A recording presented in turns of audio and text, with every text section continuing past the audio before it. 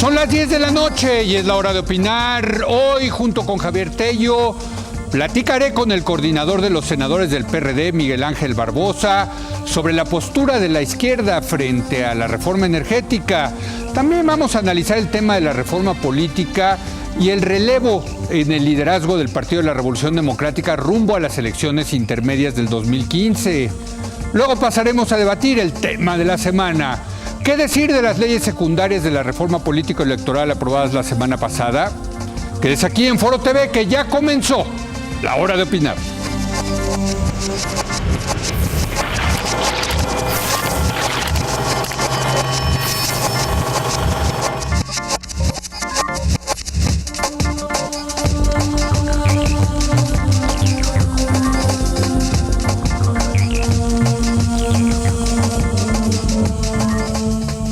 Muy buenas noches. Como hemos insistido una y otra vez en este espacio, la reforma energética es la madre de todas las reformas. Por el peso del sector en la economía mexicana, por la complejidad técnica del tema, por su importancia dentro del proyecto del actual gobierno, por el simbolismo que tiene el petróleo en nuestro país y su muy particular historia, por las posturas adoptadas por los tres principales partidos políticos y desde luego por el rechazo que generó en uno de ellos el PRD. Por todo ello se trata de un tema clave, un tema central. Si bien la reforma energética a nivel constitucional ya pasó el año pasado, están pendientes sus leyes secundarias y como una y otra vez insiste todo el mundo, el diablo está en los detalles. Además, la izquierda está promoviendo una consulta popular sobre el tema en 2015. Se trata de un asunto que une a la izquierda en México y no solo a las corrientes distintas dentro del PRD, sino también a los diferentes partidos de izquierda. Sin embargo, por más que el petróleo une a todos, hay otro tema en la agenda inmediata del PRD que genera gran polémica y tensiones dentro del Partido del Sol Azteca. Estamos hablando del relevo de su dirigencia. Después de un 2013 en el que la decisión de la actual dirigencia de participar en el Pacto por México generó enormes tensiones y todo tipo de acusaciones, ahora entramos en la antesala de las elecciones intermedias de 2015.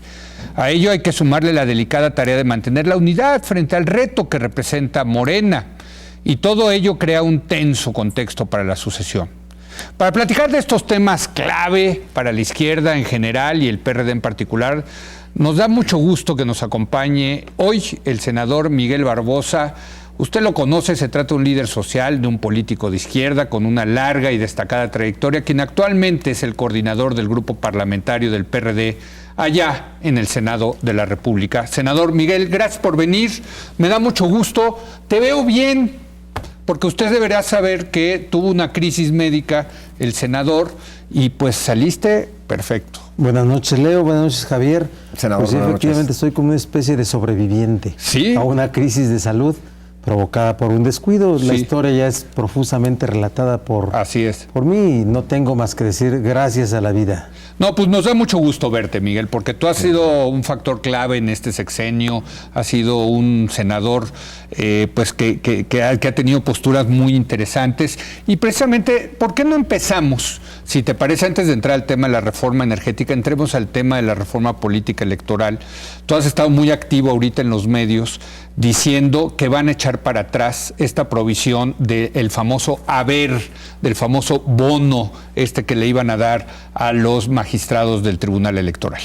Bueno, primero califico a este acuerdo legislativo, que es un acuerdo muy exitoso, una reforma política muy amplia, que de verdad acerca a la equidad la participación electoral. Hay que defender los productos legislativos, primero por quienes los elaboramos. Y aquí fue resultado de una mesa en donde participaron los grupos parlamentarios de diputados y senadores con las direcciones políticas de PRI, PAN, PRD y Verde y el gobierno federal. Entonces, primero esa calificación de exitosa. Y creo que de manera absoluta debo decirte que en este tema el legislativo sí fue el que legisló. Sí. ¿Sí? O sea, esta cosa que no los vieron, que les metieron el gol y eso no es cierto. ¿No? Eso no es cierto. Pero te cuento rápido el esquema y la historia. Se desarrolla en 2 etapas, que dura aproximadamente un poco más de 2 meses y medio. La primera etapa en una sede alterna de la Secretaría de Gobernación, y ahí, en ese periodo, en esa sede, nunca apareció ese tema, ni mencionado ni redactado, menos redactado. ¿Cuándo aparece? Cuando se trasladan las negociaciones a la sede del Senado de la República. Ahí aparece ya en las primeras versiones del proyecto de dictamen que entregó Gobernación, resultado de las negociaciones que se habían dado previamente a esto. Sí. Aparece, y el acuerdo que se tiene por todos es que desaparezca, que se quite, incluyendo del propio gobierno federal. Felipe Solís Acero estuvo de acuerdo en eso. Felipe Solís Acero, hay que decirle a la gente, es el subsecretario de Asuntos Legislativos de Gobernación. Y una gente muy conocedora del tema. Sí, claro, desde luego, sí. Y estuvo de acuerdo en eso.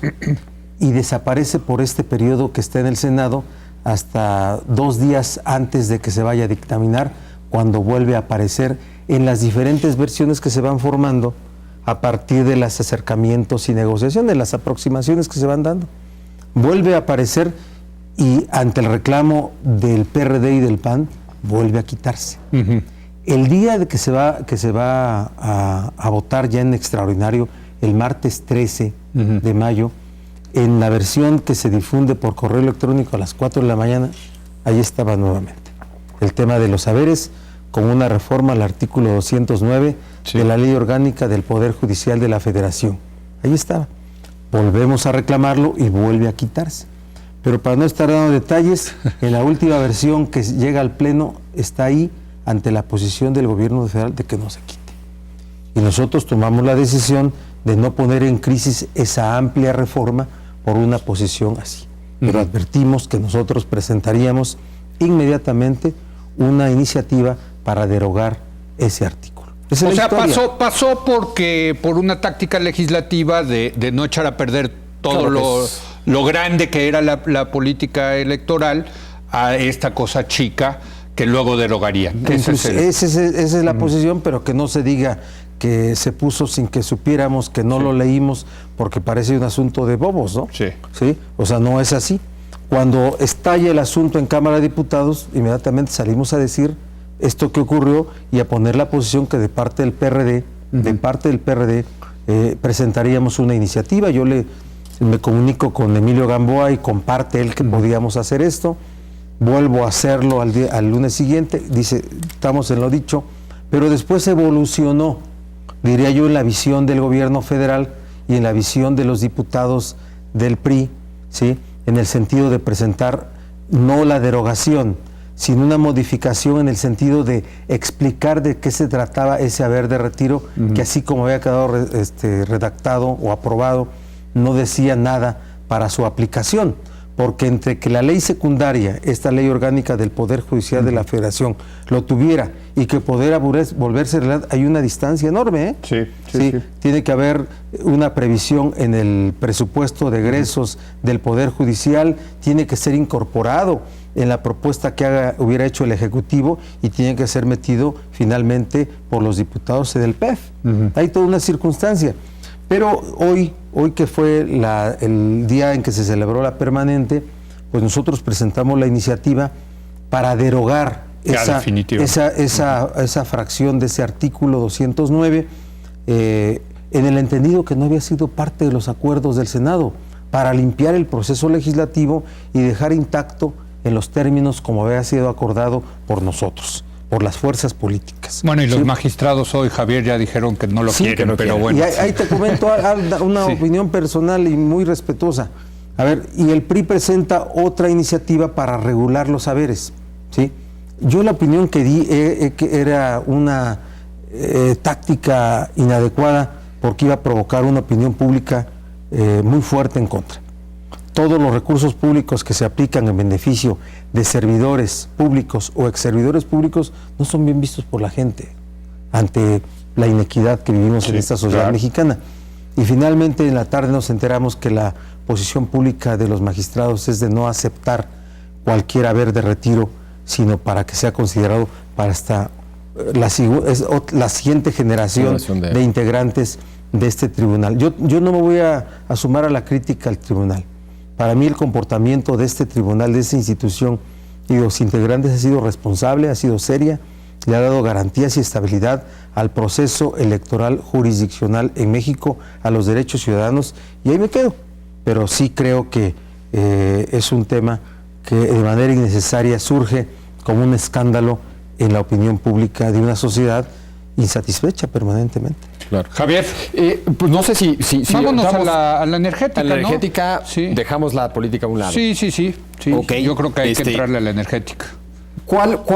Una pregunta general, pensando en las leyes secundarias que vienen, ¿cuál es, digamos, el objetivo que tiene el PRD respecto a estas leyes, o tres principales objetivos que tiene el PRD frente a las leyes secundarias? ¿Es lograr qué?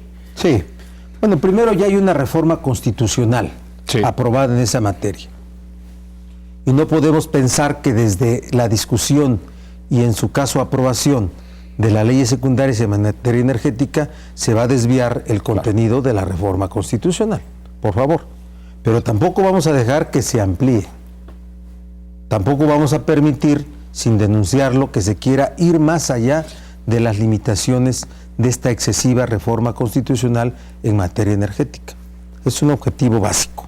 Segundo objetivo, ¿sí? Queremos que la gente sepa. Queremos que la gente esté enterada del contenido de las mismas. ¿Cómo? Mira, el formato que se está planteando por la Comisión de Energía del Senado y el formato que aprobó la JUCOPO, Junta de Coordinación Política de Cámara de Diputados, es el formato mismo con el que se aprobó las leyes de la reforma constitucional en esta materia. ¿Cuál es?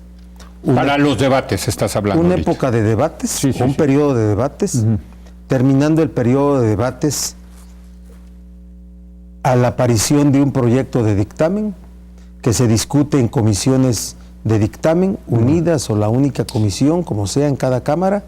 Inmediatamente concluido ese periodo, sigue el periodo de pleno, que en este caso por ser receso tendría que ser periodo extraordinario. Todo esto en junio, ¿no? Eso es el formato. Sí. A ver, los foros, las comparecencias, los debates que pudieran organizarse de manera limitada sin difusión no sirven de mucho. No sirven de mucho. Los encierras en cuatro paredes de una cámara, que yo nunca deslegitimaré los debates por legisladores, pero no sirven para enterarse de manera plena a la gente. Ahora, ¿qué se pretende tener con este periodo de debate controlado? Una mayoría de opinión, no una mayoría de razón. ¿Opinión de quiénes? De quienes llevan una opinión y es legítima. Empresarios, expertos, gente que está dedicada a la materia, pero que ya llevan una opinión. Dicen por ahí que vengan los funcionarios. ¿A qué? A explicarnos posiciones políticas. Para mí lo que tiene que entender la gente es el impacto en la aplicación de cada uno de los 28 ordenamientos legales. El impacto cuando se apliquen. Eso es lo que hay que explicarle. No explicar del artículo 1 al 110 o del 70 al 150. No. ¿Cuál es el impacto que cuando se aprueben y aplican dichas leyes va a haber en la economía, en la sociedad, en la extracción y explotación? Porque yo puedo entender fácilmente y cualquiera puede entender fácilmente la aplicación de estas leyes. Ahora, ese debate ya podría estarse dando, Ya. Miguel. O sea, cuando quieras, pero aquí lo hacemos, ¿no? Ya. O sea, si quieres... Ley por ley. Sí, pues Ley sí. por ley.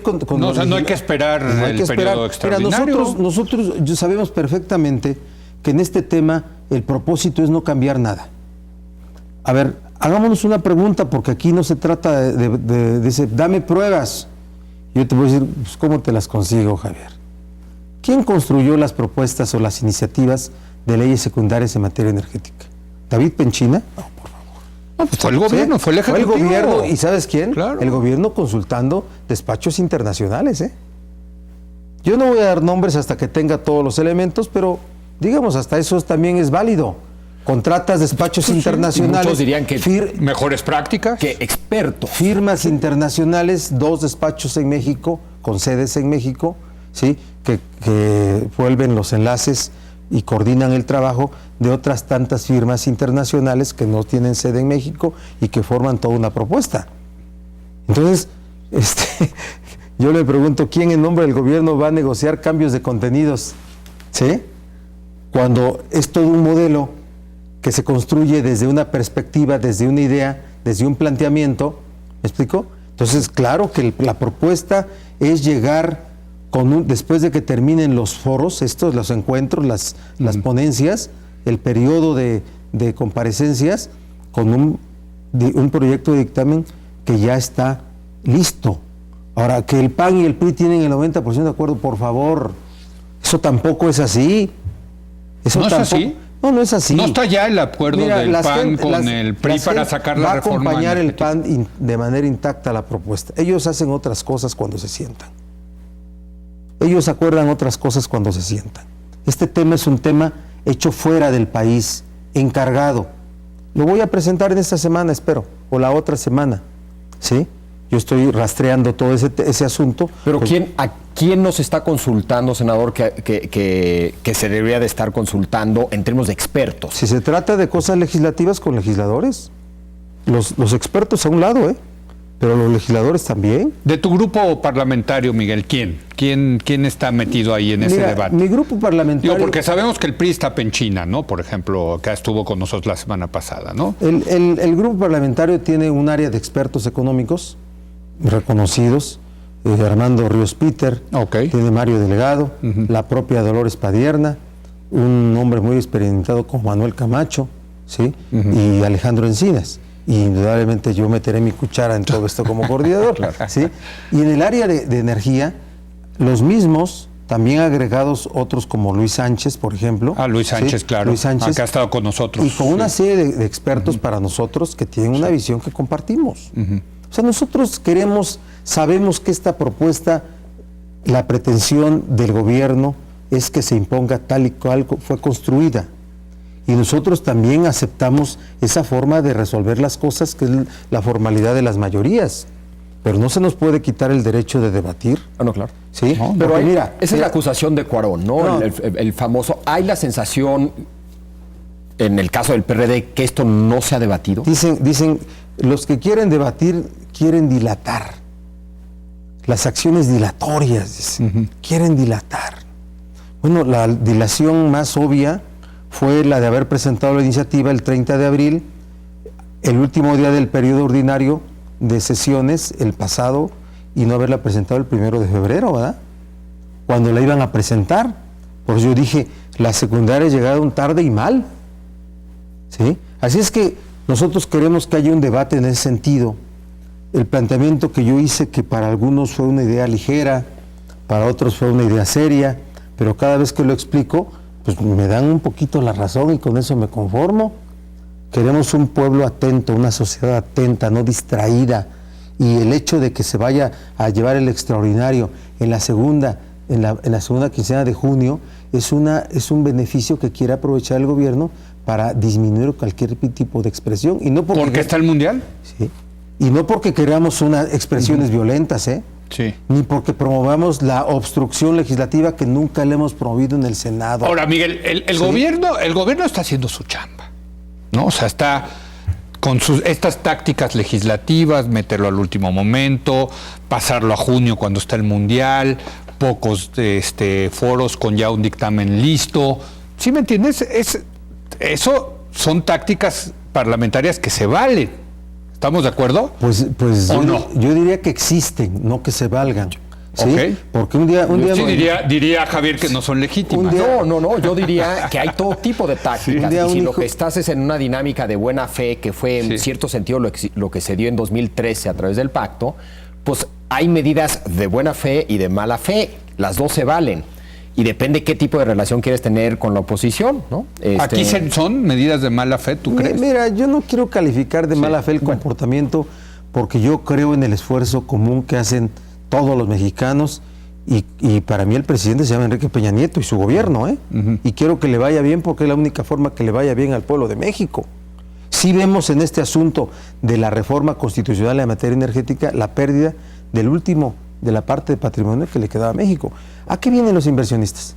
Vienen a extraer de manera despiadada lo que se puedan llevar de petróleo, de hidrocarburos, de gas, ¿sí? Y la producción de energía eléctrica, ¿eh? A eso vienen. ¿Quién quiere invertir? El que se quiera llevar petróleo, gas. Crecimiento de la economía, pues sí, solamente con inversión privada. Pero yo estoy de acuerdo que vienen a eso. La pregunta es si los va a dejar el gobierno. O sea, siempre hemos dicho que el tema fundamental de la reforma energética es la regulación. Y que ellos vienen, entre más se puedan llevar, más se van a llevar. Yo no tengo duda al respecto. Por eso hay que revisar cada uno de los contenidos de las leyes secundarias. Sí. Te decía si se debe, si lo hacen, pero no se debe. Bueno, el bien común, cuidar el bien común es la principal función del ejercicio del poder, que se lleva a cabo a través de un gobierno, ¿sí? El bien común es toda la sociedad, no solamente las estrategias que tengan que ver con una visión. Por eso diferir en la discusión de tan importante tema por el tiempo que durará el Mundial es una cosa poco seria. Bueno, perdón, tengo que hacer una pausa, me están matando que ya nos volamos el tiempo. Vamos a una pausa, senador, si te parece, y regresamos a seguir hablando de la energética. Sobre todo y el tema del PRD también. Bueno, y la consulta popular. Sí, también. Regresamos en un momento porque más. ese es...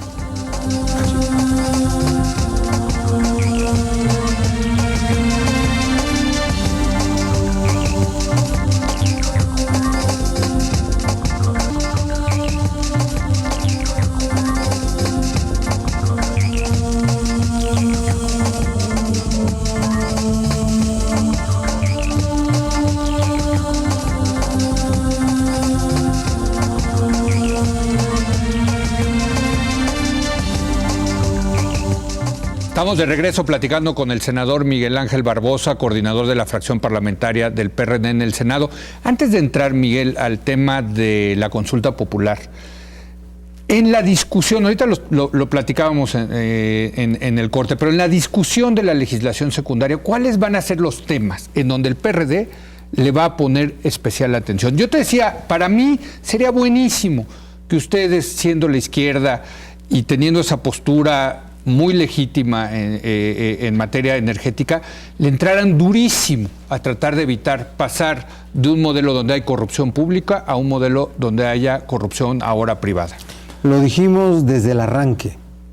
Nosotros, cuando a principios de año veníamos de una derrota política, porque así lo asumimos, inclusive divididos, participamos con menos eficacia, y lo dije en su momento y lo reitero hoy, ¿sí?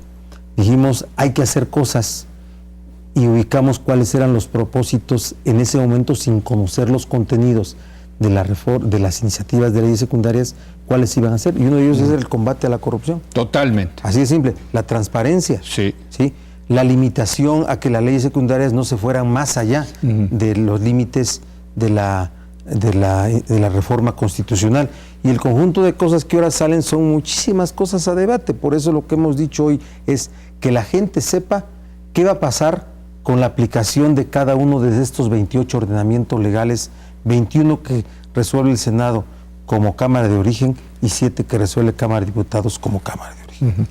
Ahora sí, Javier. Además de debatir y tener una postura en la discusión de leyes secundarias, está otra estrategia, digamos, en paralelo, que tiene la izquierda, que tiene que ver con una consulta popular sobre el tema. Hay como que 3 argumentos en contra, o más que argumentos, temas que tienen que ver con esta consulta. Técnicos, de qué tipo de pregunta, quién las hace, si es posible hacer preguntas neutrales. Llamemos esos problemas o retos técnicos. Políticos, ¿no? El tema de que pues aquí es una democracia representativa y los representantes ya opinaron al respecto, y para qué apelar al público, es un tema que polariza, en fin, hay una serie de cosas políticas. Y finalmente el tema jurídico, a la hora va a ser la Suprema Corte. La que decida si esto se vale o no se vale, si se vale cuestionar algo que ya está en la Constitución, si no se van a ir a las secundarias, si es un tema de ingresos del gobierno y que por lo tanto no entra dentro de consulta popular. En fin, hay un tema jurídico. En el 2011 hubo una reforma constitucional importantísima, y tuvo a uno de sus ejes principales reformas al artículo 1 de la Constitución, que amplía y revoluciona todo el concepto de los derechos humanos en nuestro sistema jurídico mexicano. Ese mismo año se hace una reforma al 35 constitucional, donde aparece la figura de la consulta popular. Sí. Y comienza a haber el debate si la consulta popular sirve o sería eficaz para eliminar una reforma constitucional. Y comienzan a surgir muchas interpretaciones, ¿sí? ¿Cuál es una de ellas? Bueno, la forma de modificar la Constitución está prevista en la Constitución misma. Correcto. El constituyente permanente, y ahí no está mencionado el asunto de la consulta popular. Consultamos a expertos constitucionales y todos coincidieron que por la reforma al primero constitucional en el tema de derechos humanos era perfectamente factible. Creo que Diego Valadez, ¿no? Diego Valadez, entre otros. Que sí, es un Elisuru Arteaga y muchos otros. Muchos otros, ¿sí? Hablamos con los ministros de la Corte y todos opinaron de manera discreta en un sentido que iba en ese rumbo, ¿sí? En diciembre yo no estaba, estaba en otro mundo, ¿sí? Senadores presentaron una solicitud de consulta popular en medio de un mare magnum de hechos políticos, que yo entiendo perfectamente cómo se dio ese momento. Presentaron una consulta porque nosotros ya habíamos anunciado ese hecho, ya estábamos recolectando firmas. ¿Sí? El ingeniero Cárdenas encabezando esa recolección de firmas. Las llevaron al Senado, de hecho. El Senado, el grupo parlamentario, se volvió el receptor y recibidor de esas firmas, y participaron muchas gentes del partido y muchas gentes que no son del partido, ¿sí? Y llegaron firmas de artistas, de esto, del otro. ¿Cuántas se presentaron? Resultado que eran 1.700.000 y tantos mil firmas. Pero al mismo tiempo trabajamos en los criterios. Hoy, con esta ley secundaria que aprobamos ya en el periodo ordinario, porque antes hubo un proyecto que sí no daba para poder alcanzar una reforma, la modificación de una reforma constitucional desde la ley secundaria de consulta popular o desde la interpretación, con las modificaciones que hicimos en el Senado y que fueron ratificadas en Cámara de Diputados. No se dice expresamente que la Corte tendrá que resolver la constitucionalidad y trascendencia de una consulta en ese sentido, pero deja condiciones de interpretación que van a hacer que la Corte tenga una condición muy difícil para que niegue la constitucionalidad y la trascendencia. O sea, ¿tú sí crees que va a haber consulta? Yo sí creo que va a haber consulta. ¿Sobre la constitucional?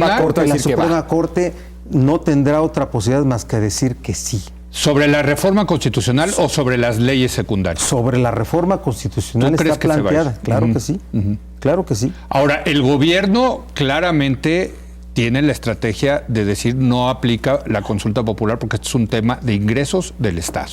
Esa es una opinión ligera que se dio por parte de gente del gobierno o legisladores del PRI y del PAN. El mismo Penchina lo ha dicho. Pues, por favor, él no es experto en energía, ¿sí? Entonces, ni constitucionalista, pues. Y entonces te diré que era muy apresurado decir que una reforma constitucional sobre un tema de patrimonio de los mexicanos, petróleo, gas, hidrocarburos, era un asunto que se reducía a ingresos y egresos, a temas fiscales. Bueno, al final, todo el destino de las acciones del gobierno tienen que aplicarse en egresos en políticas públicas. Si todos ingresos y egresos. Sí, por favor, sí, pero un tema así no se circunscribe de esa naturaleza. Y por eso hoy, cuando se presentan en la Cámara de Diputados 7 iniciativas con contenido fiscal, se va a Cámara de Diputados como Cámara de Origen porque tiene disposición constitucional en ese sentido. Pero 21 que no tienen contenido fiscal se quedan en Cámara de Senadores como Cámara de Origen. ¿Qué estamos haciendo para la consulta popular? Pues estamos haciendo toda una estrategia de divulgación. Hoy diputados del PRD han presentado otra solicitud el mismo día que la presentó Andrés Manuel. También te lo digo, se ha vuelto una bandera política, ¿verdad? Sí. Como al 2015. Sí. ¿Sí? Los une. Ese tema lo une a la izquierda. Debiera unirnos. Pero los divide con el PAN, con las alianzas debiera unirnos. electorales. No, pero no veo yo en el 2015 una alianza con el PAN. No. Electoral. Una alianza electoral. ¿En algunos lados? Sí, en algunos lados, en algunas elecciones locales, pero Sí. va a depender de un análisis político que hagamos. ¿Sí? No lo veo yo en este momento.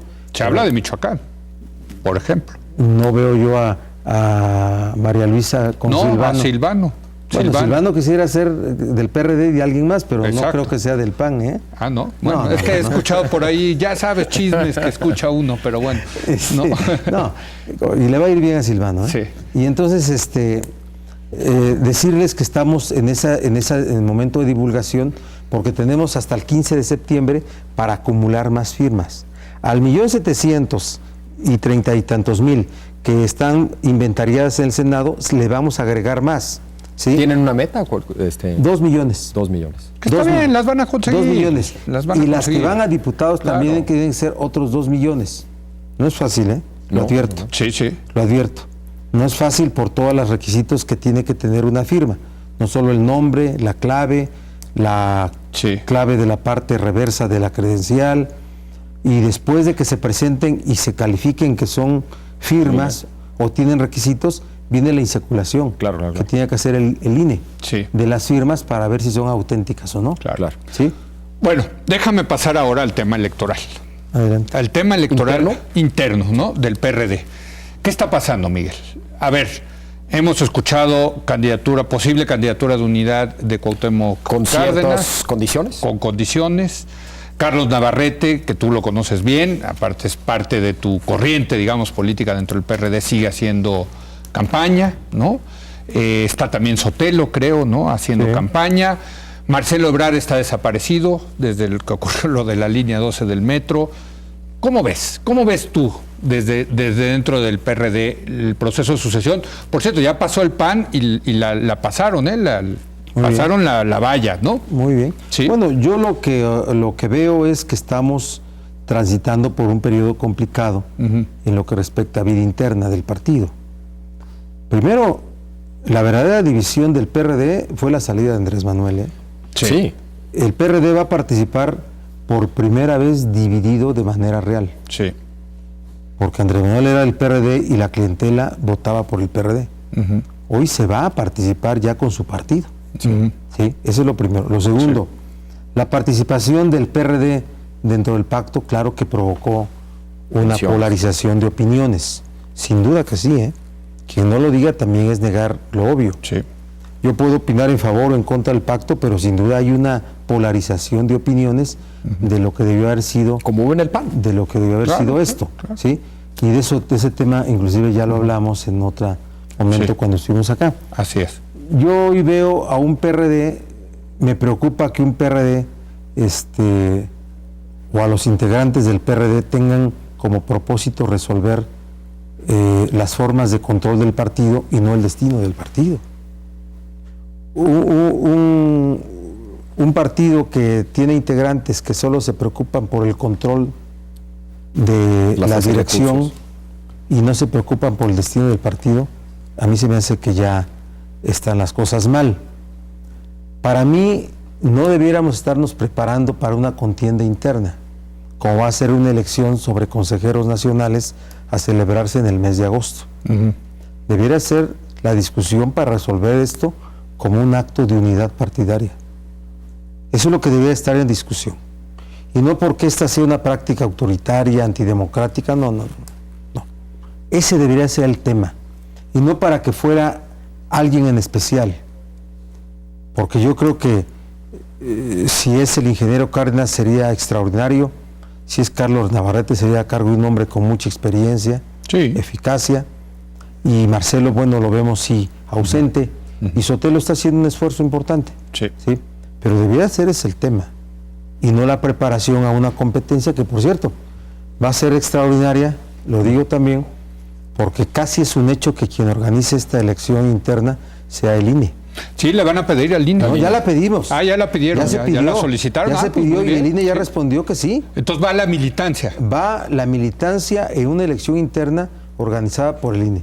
Pero yo todavía aspiro a que pueda haber Un acuerdo. Un asunto de liderazgos conscientes en que estamos en riesgo, en que el proceso electoral 2015 tiene muchos riesgos para el PRD, ir por primera vez divididos, lo digo de manera real, ir con una polarización interna y resolver esto en una competencia interna, se me hace una serie de eventos que no van a tener los mejores resultados. Así es. Pero yo respetaré siempre a la dirección y sus decisiones y respetaré a la forma como se resuelva esto. Yo lo digo así, lo digo con mucho cariño con mucho respeto y admiración y cariño para el ingeniero, con mucho respeto y admiración para Carlos Navarrete, y espero que las cosas se resuelvan bien. Sí. Javier. Es que sobre todo con Morena o con López Obrador ya fuera, uno pensaría que esto hubiera sido más fácil, pero no se ve del todo fácil y no queda claro que lo que los divide sea posturas ideológicas, queda personalidades, entonces sí. Yo creo que sí hay una cosa ideológica de fondo que es el tema de hasta dónde cooperar. Sí. ¿No? O sea, una visión más radical versus una visión de también en la negociación se pueden ganar cosas para la izquierda, ¿no? Mira, la izquierda tiene ataduras históricas, algunas veces se vuelven atavismos, que luego son parte de una estrategia no real, ¿sí? Liberarnos de esas ataduras, de esos atavismos es un reto también. No, sí. Es un reto. Sí. Nosotros creemos que esta izquierda, la de hoy, tiene que ser una izquierda que pueda tener una posición inteligente. Y la inteligencia no es el colaboracionismo, ¿eh? La inteligencia es la oposición que genere desde la oposición resultados los mejores para el país, ¿sí? Yo sí creo que hay la capacidad para resolver las cosas, pero veo los riesgos que están enfrente, ¿sí? El tema del DF es muy importante para nosotros, ¿sí? Que no ha salido, por cierto. Bueno, es un tema la reforma política, ¿no? Reforma política, se los digo, es un asunto que el PAN lo tiene detenido hasta que... El PAN. El PAN. ¿Por qué? O sea, por los condicionamientos que el PAN le hace al gobierno para sacar la reforma energética. ¿Pero por qué el PAN no quiere la reforma en el DF? No es que no quiera, hay un dictamen casi concluido, que por cierto el año pasado ya estaba resuelto y cuando yo desperté no había salido de la del DF, sí, que tiene que ver con dos posiciones, el asunto de las alcaldías. Las alcaldías, que hoy las delegaciones serán alcaldías con un órgano consultivo, no llega a ser cabildo, pero sí tiene que ver con un órgano colegiado que resuelve cuestiones de presupuesto y temas de operación política, ¿sí? Y que las gentes del PAN tenían una insistencia de que fueran aplicadas para el 2015, cuando era imposible su aplicación, su instrumentación legal. Entonces eso los detuvo y el gobierno pues no quiso confrontar al PAN en esa posición, pues porque es real, eso no es la interpretación simple. El gobierno necesita de los votos del PAN para sacar la reforma energética, la madre de las reformas estructurales que tiene el gobierno como estrategia para levantar la economía que se va disminuyendo en números que preocupan a todos. Entonces, lo del DF es parte de eso. Bueno, pues ya nos tenemos que ir, caray. Pues sí. Miguel, regresa pronto, mano, ¿no? Porque aparte quiero decir que aquí tienes a tus fans, ¿eh? Yo tengo mi prótesis. Cuando dicen va a venir Barbosa, hay aquí tus fans, ¿eh? Yo tengo mi prótesis que me lleva donde sea, pero en silla de ruedas hubiera yo venido si me hubieras invitado. No, hombre, muchas gracias, Miguel, de verdad, muchas gracias por venir. Leo. Mucha suerte. Gracias. Y sigamos debatiendo, ¿eh? Desde luego, este tipo de debates, ya sabes que aquí este es el lugar donde se puede debatir. Yo estoy donde ustedes me inviten. Gracias, Miguel. Gracias, Javier. Leo. Vamos a una pausa, regresamos a debatir el tema de la semana.